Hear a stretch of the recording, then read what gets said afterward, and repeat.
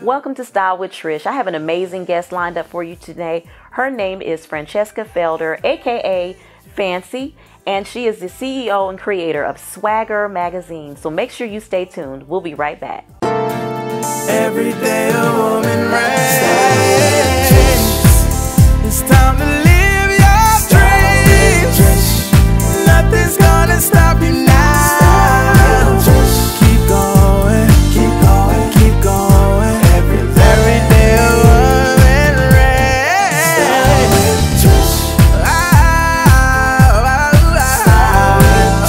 Every day a woman reigns.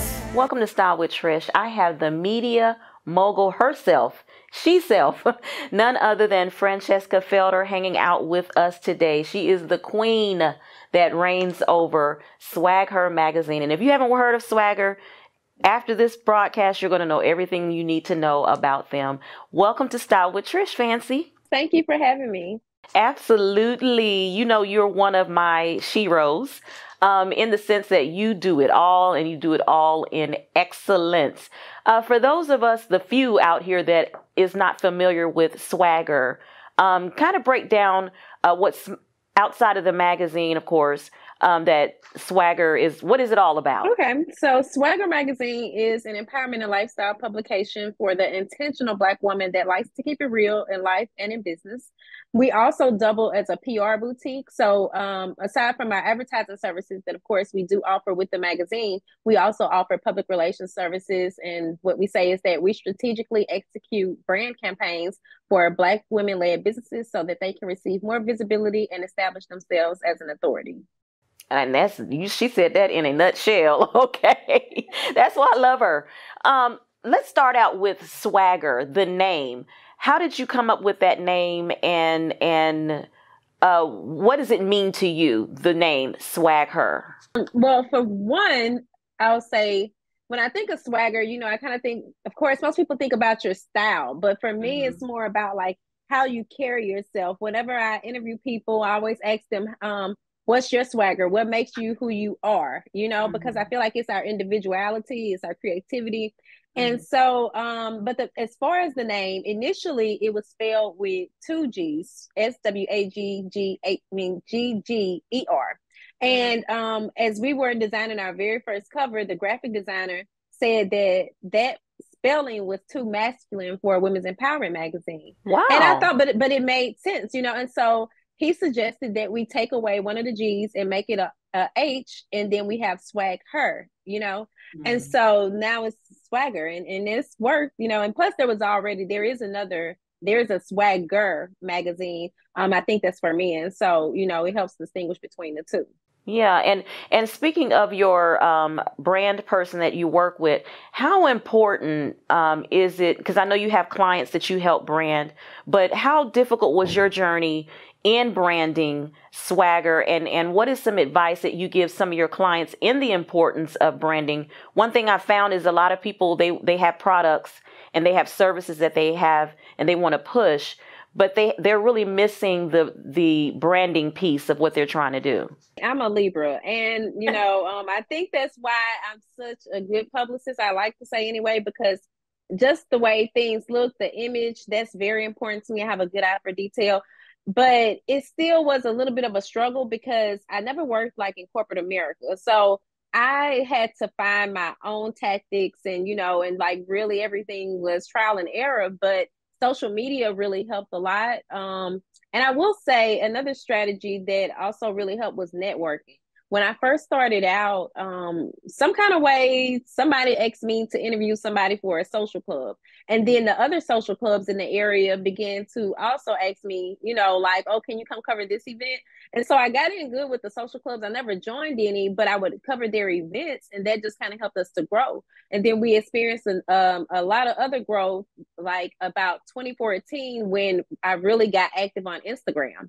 And then also in 2014, I moved to Atlanta for 2 years. And so just the networking that I did between, like, you know, in-person events as well as online, that really helped. But I realized, like, to get to the next level, then we really needed to have more funding. You know what I mean? But those things right there were kind of like just making certain that whenever I'm out and I see a celeb, that we take a picture, and I'm trying to have them hold the magazine in their hand, you know, because those little things are good looks. Those were some small things, but at the same time, major things, you know, trying to get into the right rooms and so on. That really helped us a lot of the way. Yeah, so that groundwork work sounds like was really important. And networking for a lot of people is really difficult, but it's definitely necessary. And one of the things that I learned, I started out in the industry as a singer, and one of the things that I learned when it came to branding, or what was taught to me and spoken to me, that it was very important for people to see certain things and then identify that thing that comes natural for you. As a person, identify whenever they see that, then they say, "Oh, well, that's Trish right there," and build that as part of your branding. And so with Swagger to me, even in the logo, it's a delicate, so it was ironic that you said that the gentleman said using the two G's made it masculine. Somebody would have to tell me that too. But the fact that the down to the logo, to your color palettes, all of that, is all of that a part of branding? And I'm asking you that question for the education of our audience. Yes, it is all a part of branding. And for us, you know, the purple in our colors, that symbolizes royalty. The teal is more of the creativity, you know, so I chose those colors intentionally. Initially, we were more like a black, kind of a purple fuchsia color, and then and white, of course. But I realized, like, for a period, we did go through a stage where we were trying to get more male viewers. And so that's when I incorporated that teal color, because I wanted something kind of like a blue, but that would also still be kind of girly. And so that's kind of how those things came about. And also, just, you know, we try to use the play on the word her a lot, just so that people know that it is for women. Because, you know, at times if people don't pronounce it as her at the end, then it could still be, you know, possibly thought of as a masculine type of brand. But I love the fact that you notice those things about the brand as well, because those are very important things. Mm-hmm. Yeah, it's very a very professional setting. Now, when I first came across Swagger magazine, of course, I started following you on Instagram, and it may have been probably around 2014, because it had been a while that I followed you guys, and just the quality of content. There are other kind of known media people out there, but the thing that I loved about Swagger is Swagger has always, to me, maintained a level of sophistication, a level of class. I've never seen any post or read anything that was crass or just raunchy.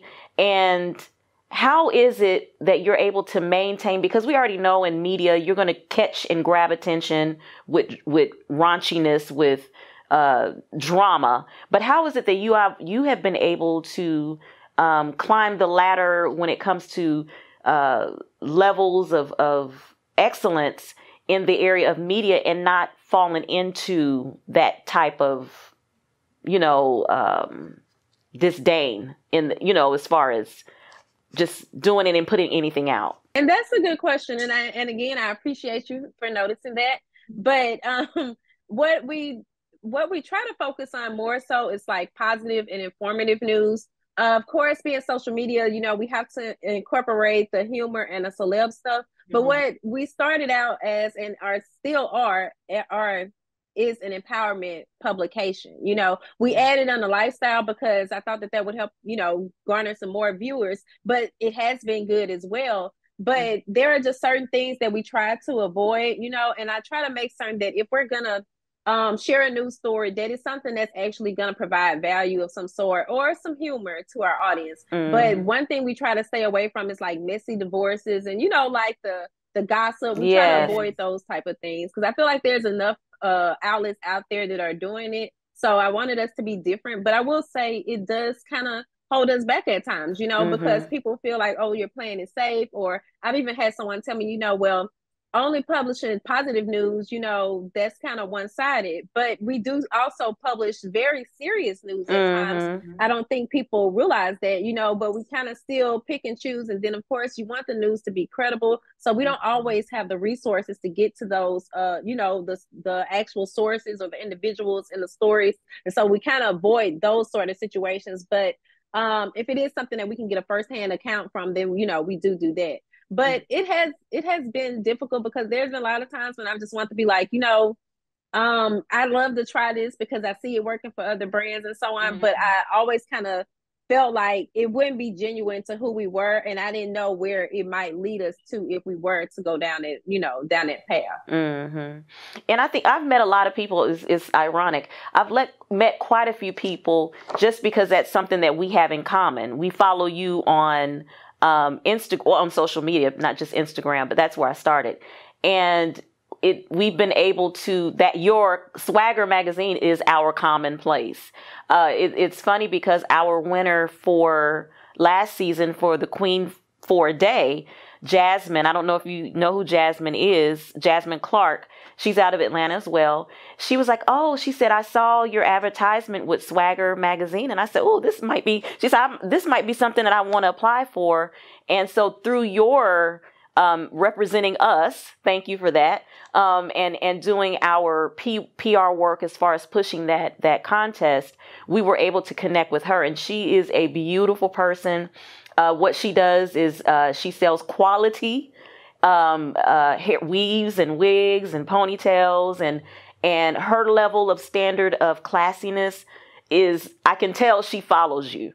And that I've had the opportunity to be a correspondent of Swagger magazine. And that's what I found with all the ladies that are also correspondents. Everyone who comes in contact with your brand have a level of class and dignity. And I just think that is awesome. I know it comes from you. Where do you think you got it from? Jasmine was actually just in our digital directory, and she's been featured on the website. But I did hear your question. I just want to know that, yeah, I do know Jasmine. Okay. Okay, but I'm sorry. What was the last question? I was just saying that your publication and even just your presence of your brand, it seems to attract women who are empowered and continuing in that journey of empowerment, but they're also wanting to empower other women in their platforms. And you, for us, are kind of like a teacher, a leader. We're watching your move, how you move. We want to move in the same way because we want to hold on to the classiness. Where would you say that came from in your life? The fact that you carry yourself in such a way, but you don't even really have to teach. You just be, and you're examples to so many other women. Wow, Miss Trish, you are really putting me on a pedestal. But I love it. I just love the observations and so on. But, you know, and they're different for me to hear. But I have to say, it's really me just, and it's a struggle, you know, just wanting to be myself as a creative, you know, finding my own path. I guess you say blazing my own way, but it's not something that I've necessarily wanted to always do alone, but it's something that I've always had to do alone, you know? So there wasn't any type of model. I just used to read a lot when I was younger. I think that helped, like, as well as some gifted programs that I was in when I was younger that also kind of just taught me how to be independent, how to use my creativity and those sort of things. But other than that, you know, I honestly don't know. I guess it's just a blessing from God, to be honest. Yeah. And then I also like that you are one who really values education. If you don't mind, we're going to take a really quick break. You just received a degree. Share what congratulations as well. Share what you just received a degree in. Mass communications with a focus in public relations. Yes, congratulations. We celebrated that with you. We're going to take a really quick break. When we come back, we're going to have more with Francheska Felder, aka Fancy. We'll be right back. Welcome to Trish's Treasures. This is where I share some of my favorite beloved products that I use on myself with you. Our treasure for today is the Flawless line. And I know you guys have had to have seen the commercials or the advertisements for this particular line. And boy, did I go crazy on this line. I got everything from every shaver that they have, which we have the shaver for the legs. We have the shaver for your brows to clean up your brow line. We have the shaver if you got a little hairiness around your lip or your chin. I have the shaver for that. And of course, the intimate shaver, which is for your intimate parts. This particular shaver, all of these products I absolutely love. They're easy to clean. They're easy. The upkeep is very easy to maintain. And I just, like I said, as you see, I went crazy. This right here is the after I use and cleanse my face and moisturize my face, just for some added circulation, which is good to move things around. This electric brush is what I use after I apply my moisturizer on my face, and it just makes it feel good under eye, all around the eye. It's just a really great product. But this is definitely a Trish's treasure. Every day a woman ran. Welcome back to Style with Trish. We are continuing our conversation with the creator and CEO of Swag Her magazine, none other than Fancy. Welcome back, Fancy. Can you break down how or what we could expect to be a subscriber to Swagger magazine, and anything that you want to share regarding subscriptions and all of that? Okay. So while we don't print on a regular schedule just yet, we kind of started changing some things around. Like initially we were footing all the bills for our printing, but now it's more so like if someone purchases a cover, then, you know, we'll print then, or if we just are working on a special project, then we will print at that time. But this is an example just to kind of show you guys of what a print issue does look like. Mm-hmm. And then, of course, if you're a subscriber to our website or our newsletter, we publish stories Monday through Friday, and then sometimes also on Saturday and Sunday. Actually, your Style with Trish, the segment that goes live on social media goes out on Saturday mornings. So we have tons of news to get out, but we try not to be spammy. So at least like 1 to 3 times a day, you would get a notification about, you know, whatever new that we published on the website. But it is free to visit the site. Like there is no paywall, or you don't have to subscribe to anything, you know, whereas there's a cost to it, but you could just subscribe. And that also helps us, because when we're talking to other potential advertisers, that we can say, you know, we have this many subscribers within our network. So oh, and also our newsletter. You can subscribe to that. So if you don't catch stuff on the website, there's a newsletter that runs Monday through Friday at 6 p.m. and it just recaps everything, and you can catch everything in there. Yeah, and I also get a email from you, almost like special words. I think is that like once a week that we receive that one? Are you talking about the CEO chatter one? Yes. Okay. So that's like my business newsletter, but I try to send it out, you know, solely to business owners. But in that newsletter, I try to share visibility tips. A lot of that may actually sound like social media tips, but what I think oftentimes people don't understand, I'm trying to tell you how to not only secure press placement and features, but to then utilize that same placement, you know, across your social media or on your website or in your media kits, you know, different things like that, so that you can continue to get views on it, but also use that to leverage you for other media opportunities as well. And it's very helpful, especially if you're just starting, but even like for me that I've been doing it just a little bit, not too long, it also gives you and helps with direction and give you advice and different ways of looking at things. So I found it extremely helpful. So let's go and talk about the various services that you offer. You do have the magazine, and you mentioned earlier that you can purchase a cover. What type of clients would you be or could it be anyone? Could it be a chef, an author who is able to purchase a title if they want to be on the printed cover of a magazine? For the cover, you know, because it does cost. So I will say, I don't think it's just, you know, just anybody that's going to pay for it. But at the same time, usually I just try to make certain that it's something that's going to align with the brand. You know, like in the past, we've had publicists reach out like, oh, my artist should be on your cover. first of all, should be is not the way to approach the situation.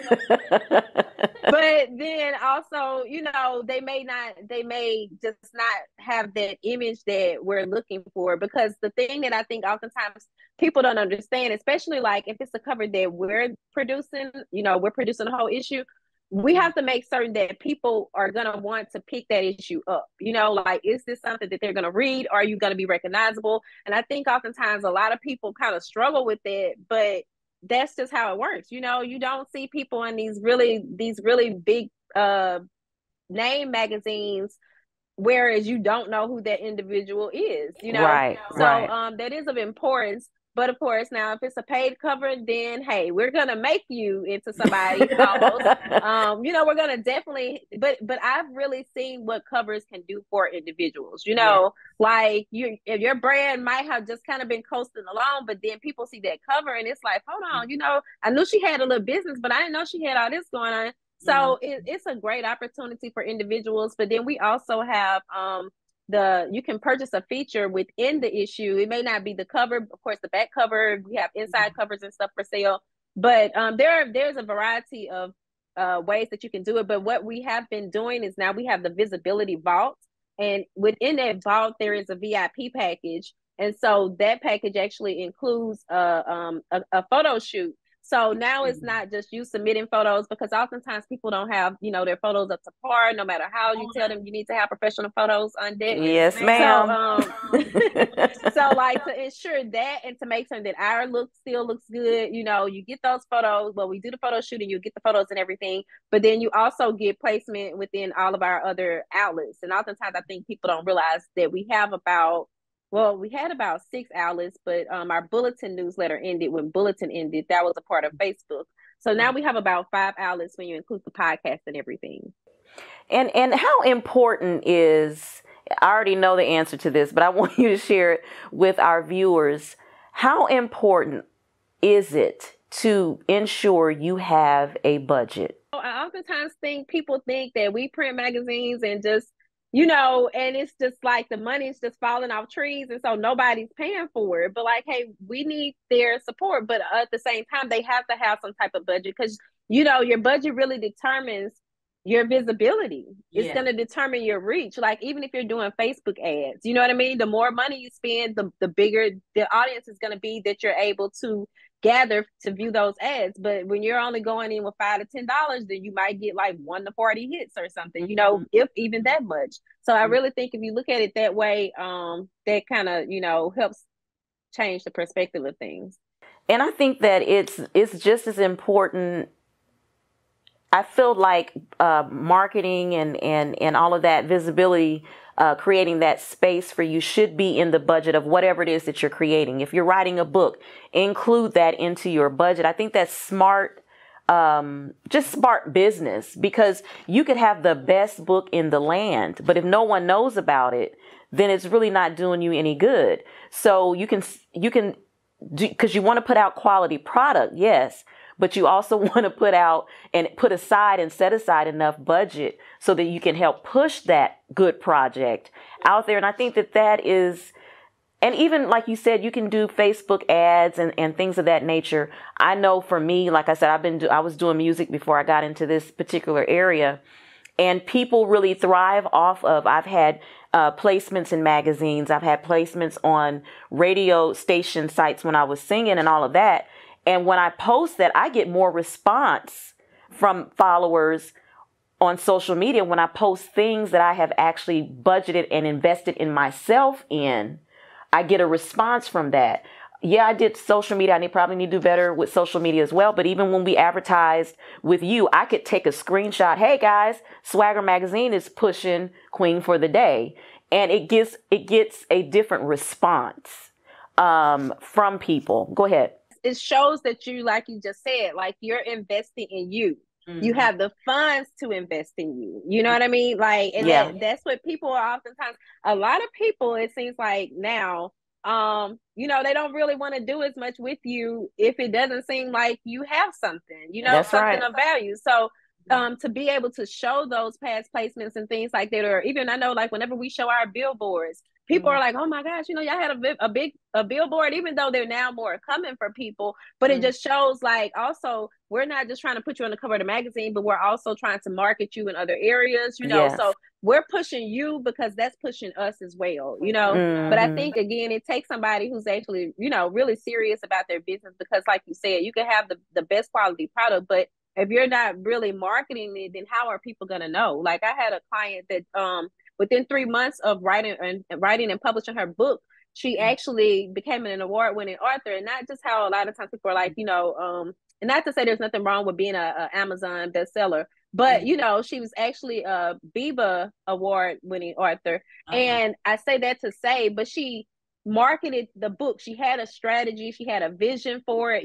She knew that she just didn't want it to be something that she wrote that sit on a shelf. She wanted to have conversations about it. You know what I mean? She does interviews and everything. And within 3 months she had placed. So it just goes to show. And I don't know if she had to pay to be in that contest. I don't think she did. But a lot of the times with marketing, we do have to pay. But again, it's an investment within within you.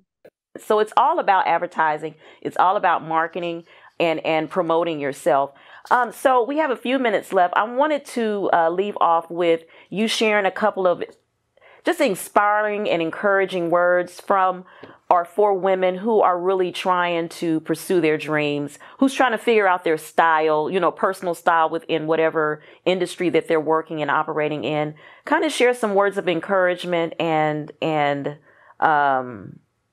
just bless us with some encouraging words, if you would. Okay. Well, I oftentimes say this, but I think even just kind of listening to how feedback you've given me about myself today just really made me think about, like, I always tell people to just continue to do you, and someone's going to feel you, like you're going to attract those people that are most like you, because like attracts like, and oftentimes I think people try to be something that they're not. And for me, it's been most important, like I said, about just being true to who I am. I don't tend to do a lot of things that I'm not comfortable doing, and I think we have to realize though, even before now, like I'm not in the most comfortable place in life, but I have positioned myself. I think a lot of the times we don't think about, like, it takes work to position ourselves to be in that position. You know what I mean? Like I don't plan to ever work another job again, but I also kind of position myself for that as well. Right. And I think that that's kind of like what people need to realize. And then also that you still have to do the work. There's so much out here now that talks about, oh, do this within 30 days, or, do this in 3 days, take the challenge, blah, blah, blah. And I'm not saying those challenges and stuff aren't good, but oftentimes there's going to be that sweat equity behind it that they're not mentioning. You know what I mean? Because you can't even really talk about it. You just don't experience it you don't get it until you're actually experiencing it. So I just say, continue on, believe in yourself, because I think the more you believe in yourself, that really it changes the situation, because it's changing your mindset. If you're still having doubts about yourself, other people are going to have doubts about you too, because they're going to see that within you. You know what I mean? A lot of the times. So those are just a few things that come to mind. Well, thank you. I'm going to steal that sweat equity from you, if you don't mind. That was good. But thank you so much. And guys, if please, by all means, go and check out Swagger Magazine. We have the website listed below. Go and check it out. It's very, very good, excellent content. And by all means, if you have a product or a service that you're offering, please look out to Swagger Magazine to be your publicist, to help you create your brand. One thing I do fancy before we leave that I love that services that you're offering is that you're offering a photo shoot. Because in this particular side of the industry, we ask for professional shots, and a lot of times we're getting shots of onesies in their car. I don't get the ones in the bathroom anymore, but I'm getting the car shots. So it is so important to put your best foot forward. So to be able to be paired with a reputable company and that is already high level class, you want them to handle your photo shoot. If you have no clue what you're doing, that's the route to go. So this is a reputable magazine. I love them. I'm a part of it in the little way that I am. And I'm also going to use them again for Queen for a Day again this year to help me get the word out there. But thank you so much for hanging out with me. Our journey has not, of course, ended. But thank you so much for your time on today. Thank you so much for having me. I really have enjoyed it. Absolutely. Absolutely. All right, guys. I told you I was going to have her here. She's here. She's blessed your ears as she has blessed mine. We will be right back. Hi guys, it's Dr. Cassandra Evans, affectionately known as Dr. San, and this is your segment of Let's Learn Love. Hi guys, this is Dr. San, and I'm here with your segment for today, and we're talking about putting your best foot forward. Sometimes putting your best foot forward is not the easiest thing. Whether you're a male or a female or you're non-binary, it's understandable that putting your best foot forward sometimes is difficult. So what do we need to do to put our best foot forward? Well, if we're talking about going out in public, one of the main things we have to do is make sure that we're in a good place. You know, sometimes we carry, the problems that we have in life outside. But that's not fair to the outside. So what you want to do is you want to make sure that you're cheerful, you're happy, and you put a smile on your face. And the reason why I say that is because sometimes when you smile at someone, they smile at you back. And that exchange of energy can make you feel better. It's sometimes you need to make sure that you're put together well. And sometimes that is what makes you feel better as well when you're putting your best foot forward. You want to make sure that you're taking care of your clothes, your hair, and whatever else you need to do to make yourself feel good about you. The third thing that I would say about putting your best foot forward is investigate your town or wherever you're from. Sometimes if you're more knowledgeable about the place that you're going or where you can go in your town, you feel a little bit more at ease, and that helps you put your best foot forward because you're confident about the things that are going on around you.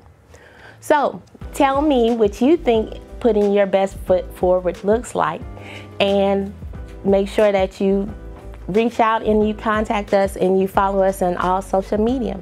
So for that segment for today, this is Dr. San, and this is Let's Learn Love. Hi, my name is Trish Standley, and I'm the host of Style with Trish. Be sure to check our show out on every Sunday at 1 p.m. Eastern Standard Time on our new network, VTV Network. All you have to do is download the free app, and you can view our show on Amazon Prime, Roku, Apple TV, as well as Android. Be sure to check out all things Trish at trishstanley.com. Remember, this is the place where the everyday woman reigns. Every day a woman reigns. Every day a woman reigns. I'd like to thank my guest today, none other than Fancy, aka Francheska Felder, for hanging out with me today. She's just a wealth of information. I love sitting under her, just listening to her encouraging words, and just her drive. Her overall drive is just a true testament to me. One of the things that I really love that she shared with us today is the importance of obtaining the sweat equity.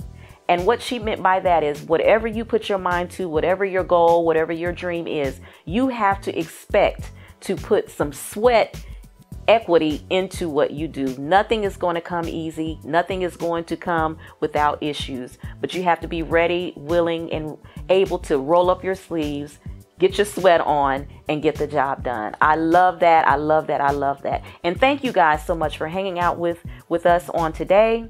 Be sure to check out our shows, upcoming shows that we have for you. And as always, love isn't love unless you give it away. Give some love away today.